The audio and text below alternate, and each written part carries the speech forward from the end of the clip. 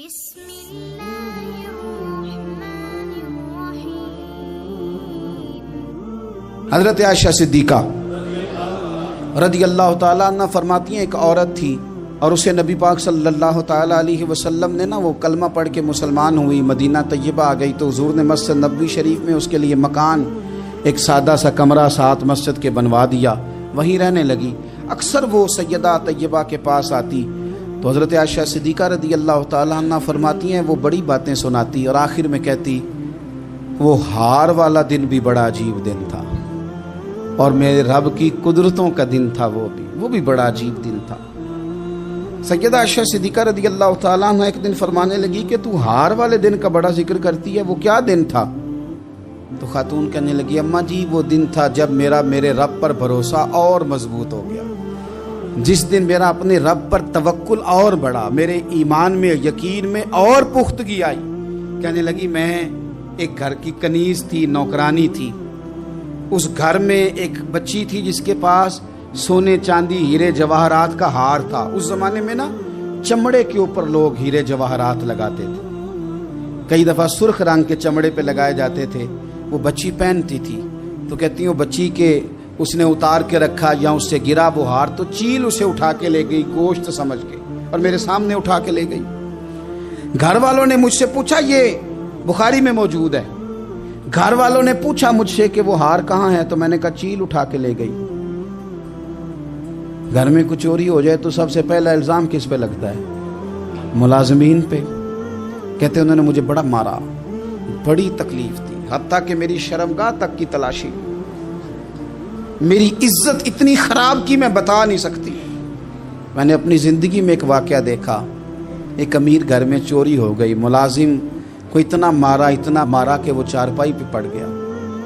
Police والوں سے اتنی مار پڑوائی گئی کہ وہ بیچارہ چارپائی پہ پڑ گیا اور پھر وہ اتنا بیمار ہوا اور کچھ دنوں کے بعد پتہ چل گیا کہ چور تو اپنا بیٹا ہے ان کا،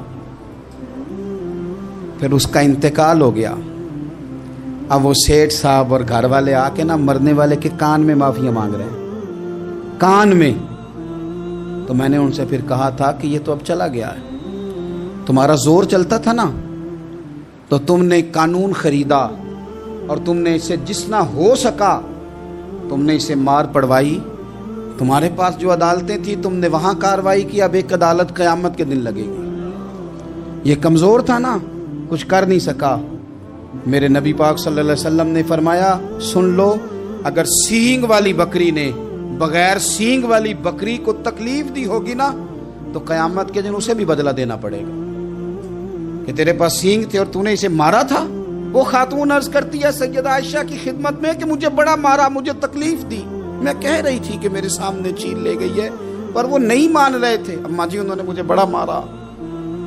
حضرت عائشہ صدیقہ کہتی ہیں پھر کیا ہوا؟ کہنے لگی اماں جی جب کوئی میرا مددگار نہ رہا، مجھے تکلیف دے رہے تھے، رسوا کر رہے تھے، تو میں نے اپنے رب سے مدد چاہی، میرے رب کی طرف میں نے توجہ کی، میں نے کہا مالک اب تو ہی میرا مددگار ہے۔ کہتی ہے وہ مجھے مار رہے تھے تو وہ چیل جو ہار لے گئی تھی وہی لے کے واپس آ گئی اور ہمارے سروں کے قریب لا کے اس نے جب اس ہار کو پھینکا وہ مجھے چھوڑ کے سائیڈ پہ ہوئے، وہ میری بے گناہی جان گئے، لیکن آپ کو بتاؤں اس دن سے میرا اپنے رب پر یقین اور بڑھ گیا۔ مجھے سمجھ آ گئی کہ جب انسان پورا ٹوٹ جاتا ہے اور جب کوئی چاروں جانب اس کا مددگار نہیں ہوتا تو رب تو ہوتا ہے اللہ تو اس کا مددگار ہوتا ہے وہ تو پھر اپنے اس بندے کی مدد کرتا ہے پھر وہ تو توانائی دیتا ہے وہ تنہا نہیں چھوڑتا، وہ تو آنسوؤں والوں کے آنسوؤں پہ بڑا کرم فرماتا ہے، وہ تو قسم پرسی میں آ جاتا ہے، اس کی رحمت بڑھ کے استقبال کر لیتی ہے۔